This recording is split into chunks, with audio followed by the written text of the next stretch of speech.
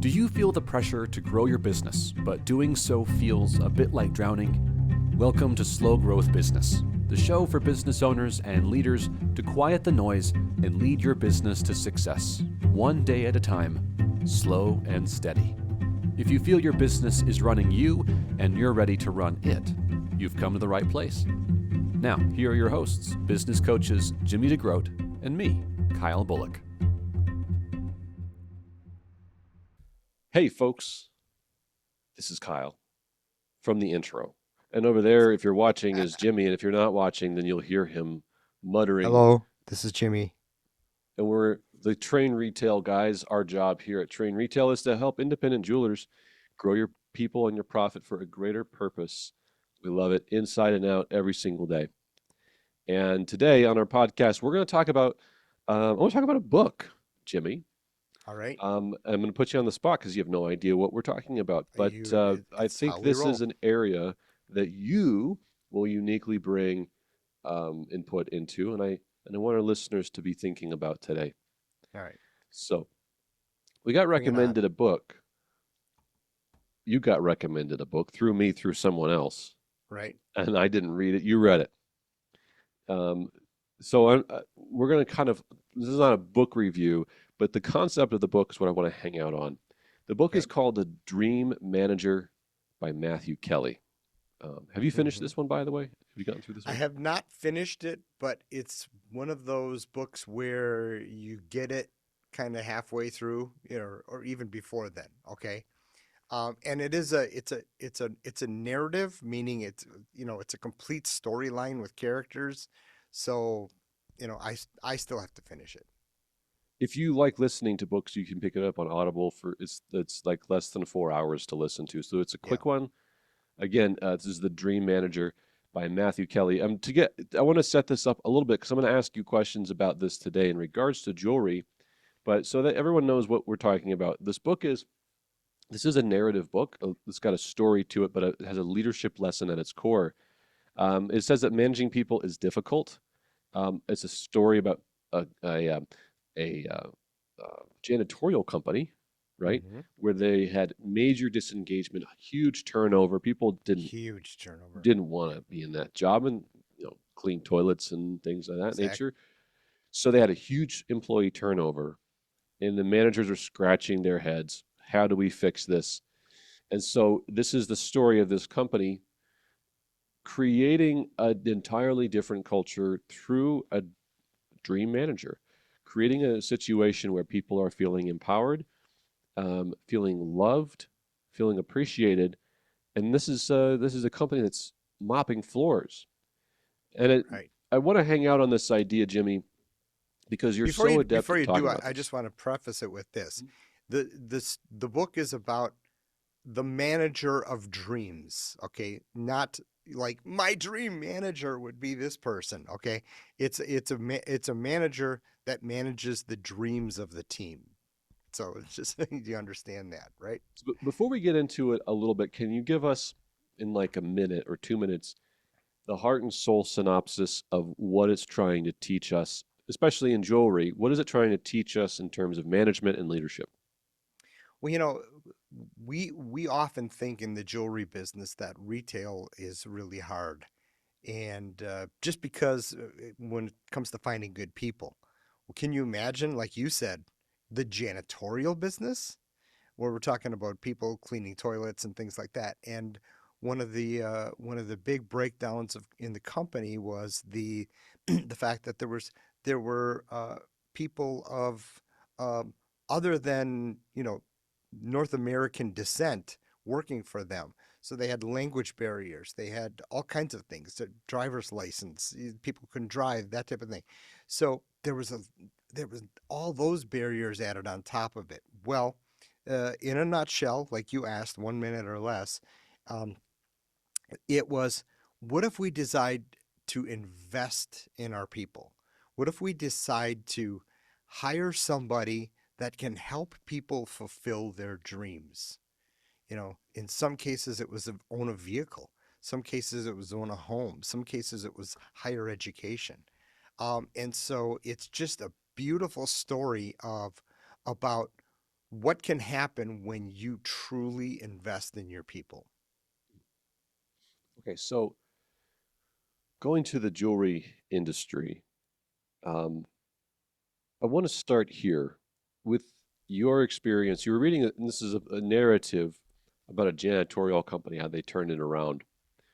But if you had to give a grade to the jewelry industry or get a pulse on how we're doing in actually leading people, managing people like this janitorial company did, how do we do? Good, bad, ugly? Are we far off the mark in general? I'm going to say C minus to D. Okay. And why is that?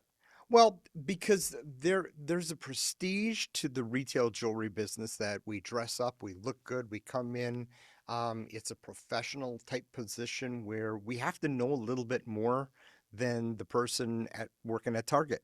Okay, there's a level of information that we need to have, and we a professionalism that we need to have. And so, because of that, and because it's warm or cool in our stores and it's not outside, we tend to feel like, that uh, our people, they're lucky to work here kind of thing.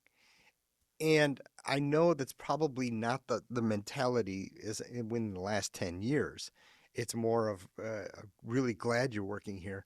But the thing is, there is not a there is not a thinking, a mindset that it's going to help them with their dreams. Okay, is this a 5-year position for you here at the jewelry store? And if it's not, what's your dream?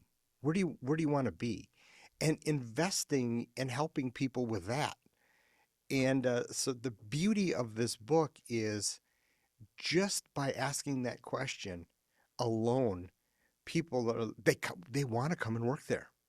They want to come and work there. And you're going to, especially in the jewelry business, you're going to get your people that love it and want to stay forever, and that's great.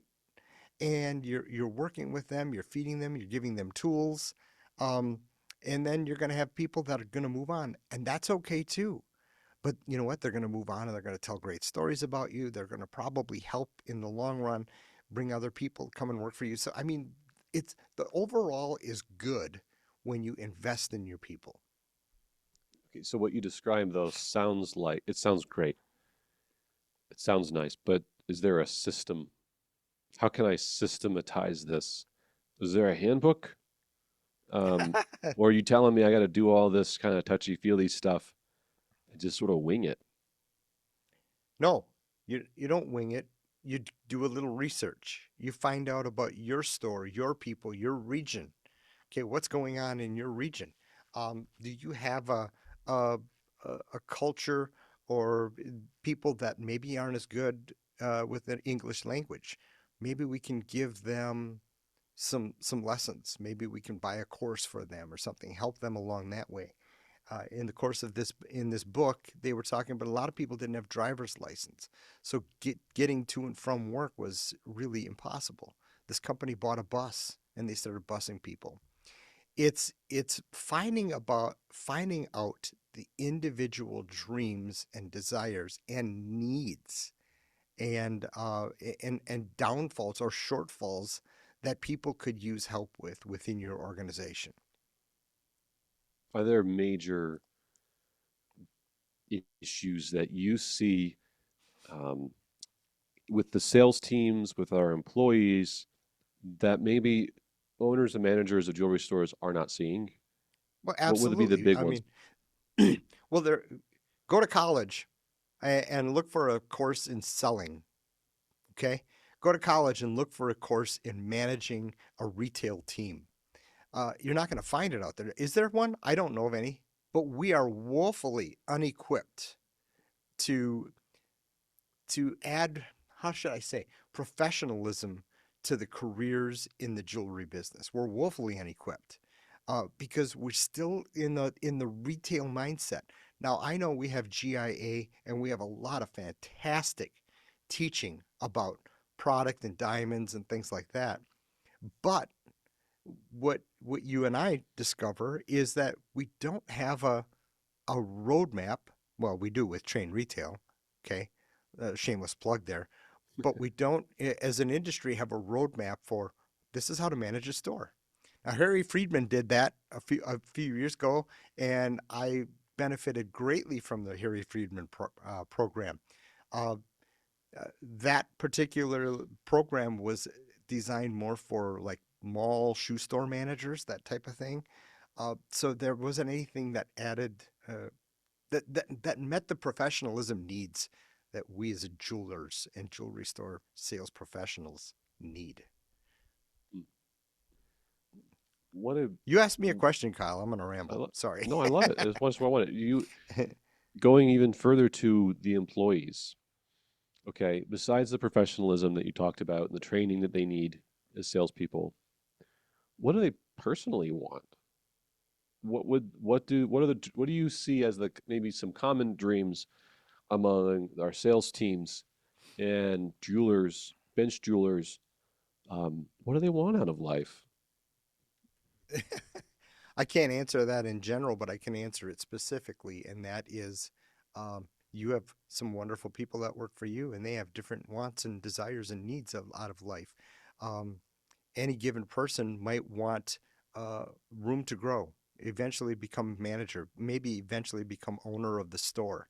Wouldn't that be awesome if we could foster that and grow that?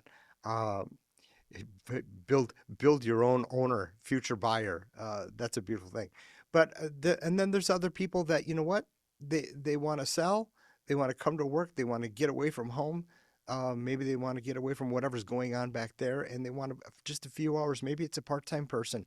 Their dreams and desires are different. I just want to come here and have a good time and sell, and it's cool, it's chill, and I love it. Thank you for being here. Or I'm a goldsmith.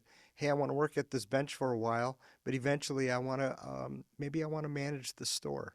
So it's individualistic for each person. So you can't put a blanket on everything.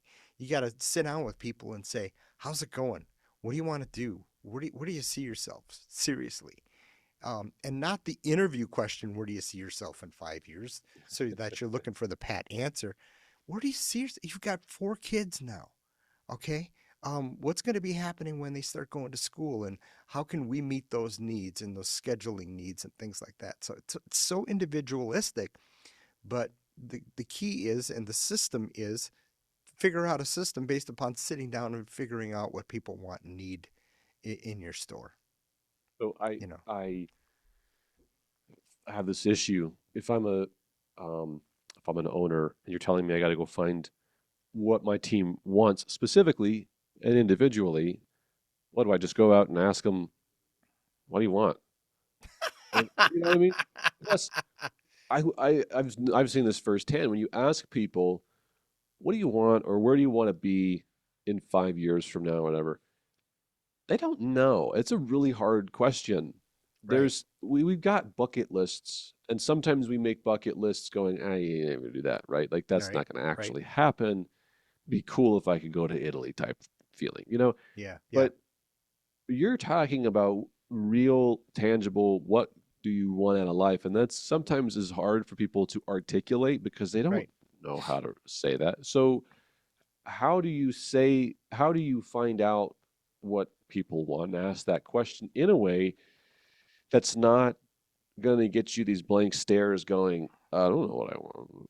I Well, it's don't got know. to be coffee. It's got to be a conversation that's in a relaxed environment, not sitting behind your desk. By the way, whenever I had a desk, I hated desks. I would push them against the wall so that when someone come into my office, I would spin around and I'm right there with them. Okay, and they'd sit down with me. But the thing is, uh, asking the question, getting to know them, uh, allow their guard to come down, and but you're showing this in practice. You're showing this because Tanya used to work for you, and now she is a pilot, for crying out loud. You helped her get her pilot's license, and so it's sitting down and talking and just hey, or here's a great question: what don't you like about our store? What don't you like about retail? What could we do that could help that? But what if they And say, I don't want to work on Friday and Saturday? That's my busy days. What do you mean you don't want to work on Friday and Saturday, you lazy bum? What do we do yeah. then? All right, Kyle, you're setting me up. You're setting me up. What I would say, yes, but this is a retail store, okay, and our busiest days happen to be okay. So, you know, th- that's the come to Jesus talk all the time. But that's the realism talk. I mean, come on. Seriously expect to work at a retail store and not work on our busiest days, and you're in sales. Uh, so, I mean, I would say it a little softer than that. But then the question, okay, what could we do? Is there another day where we could do a shift? Okay, what could we do on Tuesdays and Wednesdays? That type of thing. I Give and like I take. like that because does it really matter? You go, oh, it's a busy, busy day. Okay. Yeah, But if it's a great person, and you go, well, right. why do you want the weekends? Mm-hmm. And they go, because I don't want to miss another game for my kid. And I've missed every soccer game my kid's ever played in, Right, right. and I don't want to miss Yep, another moment. All right. I will work for you like fierce Monday through Friday. right. I'll work to the end of the day on Friday. I just want to go see my kid's soccer game. Yeah. Okay. Would you take away someone's ability to do that? If they're working for you fierce Monday through Friday, would you take someone's ability away to make memories with their family and they're a great employee those 5 days a week just because it inconvenienced you on a weekend? Listen, you and I talked about this about a year ago with people coming in late, and you asked an amazing question. You said, "Does it really matter?" Okay, if we're accomplishing our objectives, if we open on time, if we're meeting all of our sales goals, if you're prepared and ready to go when the dinger dings and the door opens, um, does it does it really matter? Or is this a hill I'm gonna fight and die on? Okay, maybe you're that way, and so that's a beautiful question to ask for somebody that doesn't want to work on Fridays or doesn't want to work on Saturdays, for example. So you've given us Does it really matter? a nice picture to come out of that C minus D that you gave us in the industry where we're kind of just doing the motions. We need to equip people, spend time hearing what they want, maybe even asking them what they don't want out of life. That tells you maybe more about what a person really wants Right. than asking what do you want is what do you not want, right? And Yeah. then filtering that through that lens of reality and asking ourselves and them, does this really matter? If it really matters to them to have something, don't we want to give that to them? Yeah. Yep. And maybe that's where that compromise and conversation happens instead of just throwing the gauntlet down. I want to ask one more question before we wrap up because we're hitting our time here.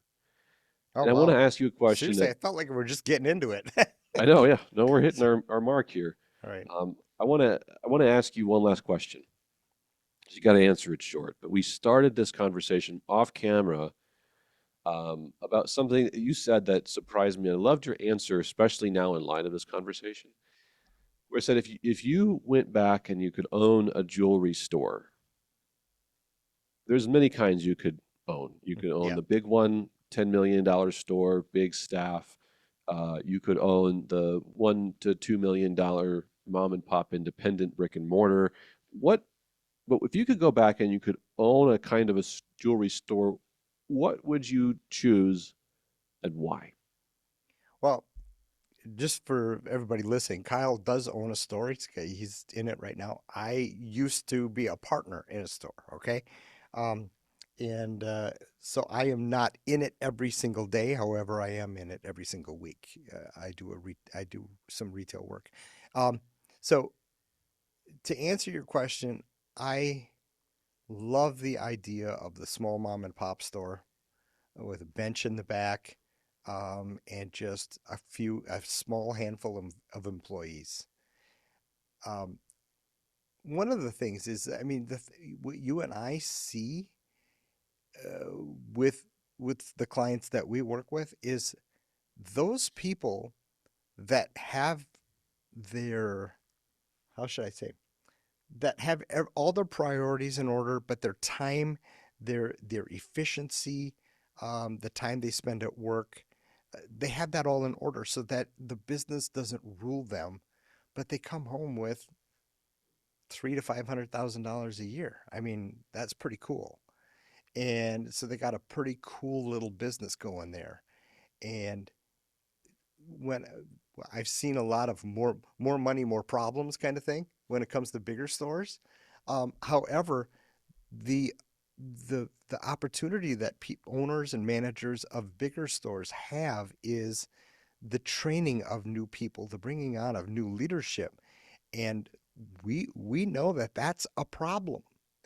I've built this thing to $4 or $5 million, and I can't start handing this leadership role off to Mike. I don't even know him. He's not in my family. That type of thing. So, um, you know, the ability to be able to have your priorities, do what you do well in the business, and have every other person fill in the gaps and do what needs to be done for the business. Gosh, I'm rambling, but you get what I'm saying, right? Yeah. Um, Quality of life is what I'm talking about here. And that's, I guess, why I'd like a little bitty mom and pop store that does $1 to $2 million in volume. And if you want that quality of life, you, the listener, want that quality of life. I think that's valuable, I hope, to a lot of people listening. Don't you think your staff wants the quality of life? Yeah, And I hope what you leave with is a reflection on this. If you're not thinking about their quality of life, you might be using them to get your quality of life, yeah, and they'll feel used. yeah, Shifting to that dream manager, again, the book that inspired this conversation is The Dream Manager by Matthew Kelly. If you want to listen to it or you pick it up, you certainly can. Um, but it's shifting us to think about how we approach our teams and asking them, how can I make your life better? And if we yeah, do this, perhaps they'll reciprocate and they'll want to do it for you and hopefully for each other. yeah. All right, so that Can I was finish with a quick story? sure. All right, and I'll promise I'll make it quick. Brian Rouse over at Bay Area Diamond Company called me over 10 years ago, and he asked if I'd come in and do some training for his team. And the moral of the story was, I said, the moral of the story. I'm not at the moral yet. I said, why? Why do you want me to do this? And he said, well, I'm doing pretty good, and I'm not even trying. What would happen if we actually taught him something? Hmm. And that's when the light bulb went on with me, and I said, all right, but I want to create content for everybody. So that's why it's a video platform. And the thing that I've experienced up until then was um, only the most successful stores or the most high volume stores could afford to have a sales trainer come in once a year. And even then, it wasn't very effective because you had a boost in sales for a couple months, maybe, and then everything went back to usual because there wasn't a consistent discussion going on in your store. So that's why we created the Train Retail video platform where there's something every week to be discussing, looking at, oh, that's interesting, or at least a new view. Um, and so, I mean, that's what's in our hearts, and I know it's in Kyle's heart. We are like-hearted people. It's that first day we talked on the phone. We were like, did we just become best friends? Yes, we did. Uh, but and so that's what our heart is, folks. We really truly want to help everybody. I don't care if you're doing a $500,000 in volume. I mean, there's a ray of sunshine for you, and for your team. And it's anyway. So long story short, the moral of the story, wrap it up, Jimmy, is we want to be able to feed your teams. We want to be able to feed your teams with knowledge and power and confidence and the ability to get along with each other and the ability all kinds of things. I could go all day. I could not stop talking. I could just go. And so I'm at that point in the road where it's like, all right, I got to stop.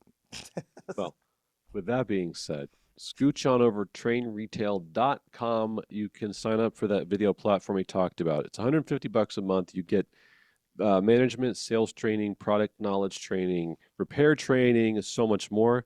Just use the code FREEMONTH, all one word, FREEMONTH, and you get the first month free. You can cancel anytime. So if you jump on there for the first month, you go, this is not for me, for my team, that's fine. You didn't spend anything but a little bit of opportunity to just check out what we have and better your team. And with all that being said, Jimmy, this was a good podcast. Thanks for sharing. I'm Kyle. That's Jimmy.